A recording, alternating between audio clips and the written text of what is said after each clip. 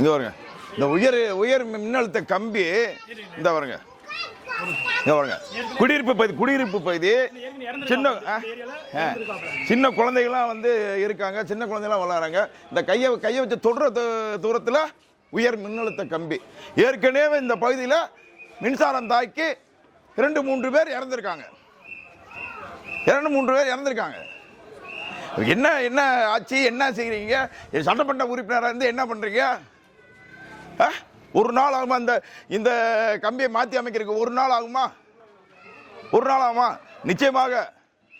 நிச்சயமாக மக்கள் விசில் சின்னத்திலே வாக்களிப்பார்கள். மே 4ஆம் தேதி சட்டமன்ற உறுப்பினராக வருவேன். நிச்சயமாக இந்த பகுதியில் இருக்கக்கூடிய உயரழுத்த மின் கம்பியெல்லாம் மாற்றி அமைச்சு கொடுப்பேன் என்று கம்பம் சட்டமன்ற தொகுதி வாக்காளர் பெருமக்களுக்கு தெரிவித்துக் கொள்கிறேன். விசில் அடிக்க ரெடியா?